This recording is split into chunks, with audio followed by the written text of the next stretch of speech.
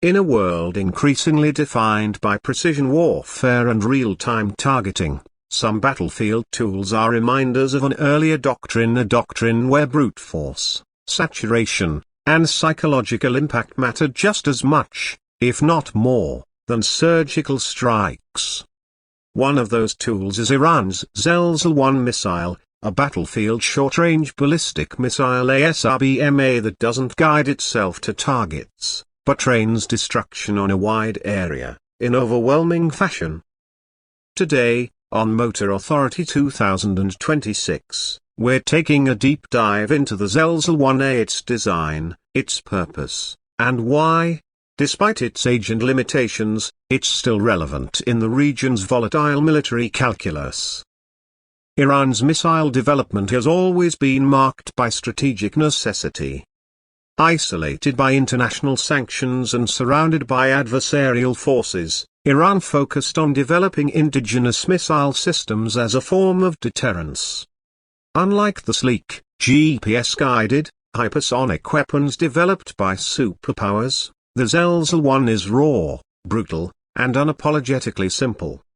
Unveiled in the early 1990s, the Zelzal-1 emerged from a lineage of rocket artillery that Iran had been developing during and after the devastating Iran-Iraq War. It marked a turning point, transitioning from simple battlefield rockets to something with more range, more impact, and more psychological pressure. Let's get into the specs. The Zelzal-1 is a solid-fueled, unguided short-range ballistic missile. It carries a warhead weighing approximately 600 kilograms, that's more than half a ton of high explosive. With a maximum range estimated between 150 and 160 kilometers, this missile is designed to strike deep into enemy lines, hitting troop concentrations, airfields, and logistical hubs. What makes it unique is what it lacks. Unlike more modern ballistic missiles, the Zelzal-1 has no active guidance system. That means once it's launched, it's on a ballistic trajectory, like a massive artillery shell. It's not going to correct its course mid-flight. It doesn't steer. There are no onboard computers calculating real-time wind drift. It simply launches, arcs, and impacts wherever physics and luck take it. You might wonder in 2026 why a missile like this still matters. Well, the answer lies in its role on the battlefield. The Zelzal-1 isn't meant to conduct pinpoint strikes. It's a weapon of saturation and disruption. If Iran, or one of its regional allies or proxy forces, needs to overwhelm an airbase or instill fear in a civilian population center without caring about accuracy, this is one of the tools they use.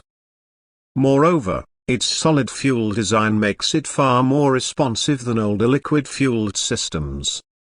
Solid fuel missiles require far less logistical preparation.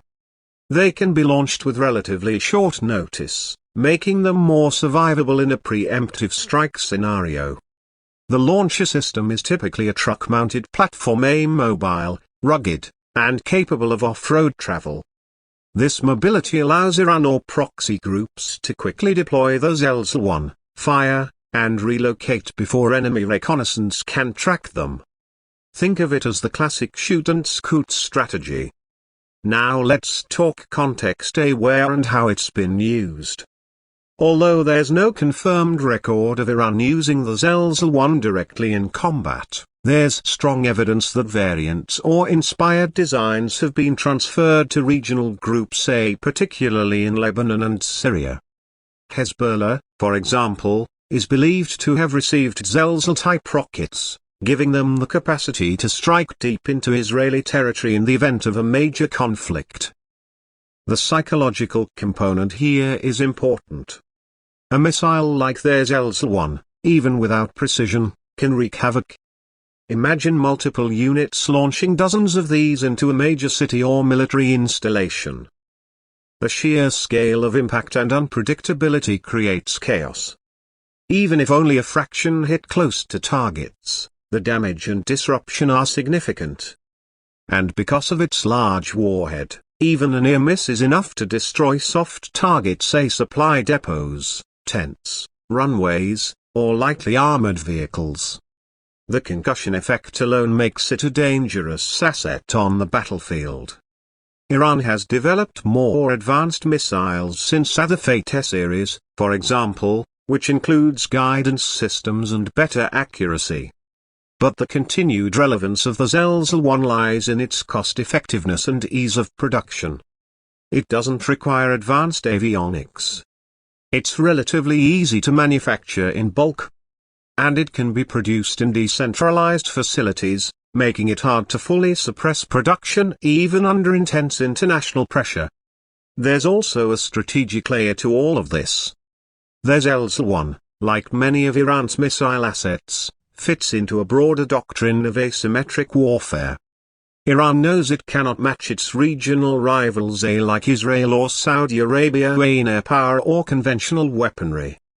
But through a mix of ballistic missiles, drones, and proxy warfare, it can impose costs, force delays, and shape the battlefield on its own terms. We should also talk about evolution.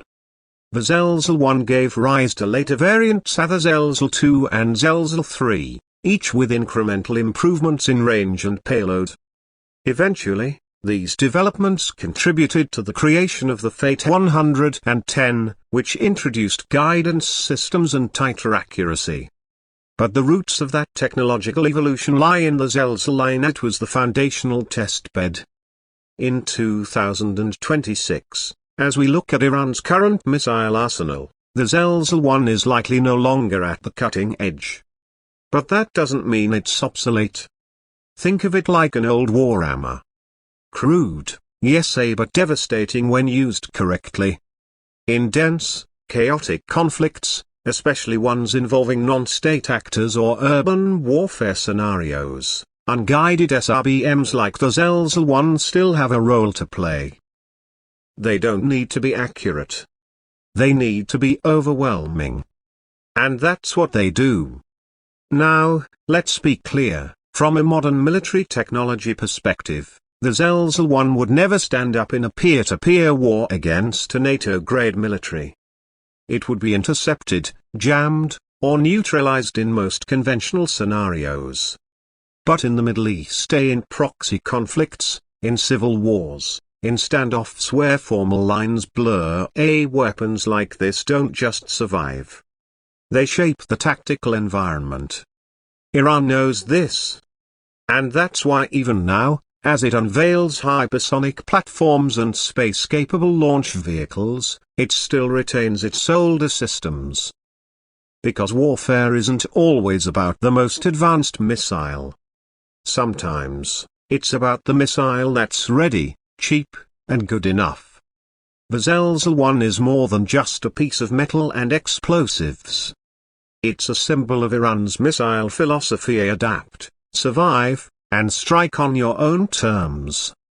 And whether you admire or oppose the strategy, the Zelzal-1 is a cold reminder that war isn't always clean or precise. Sometimes, it's just fire from the sky. Thanks for watching Motor Authority 2026.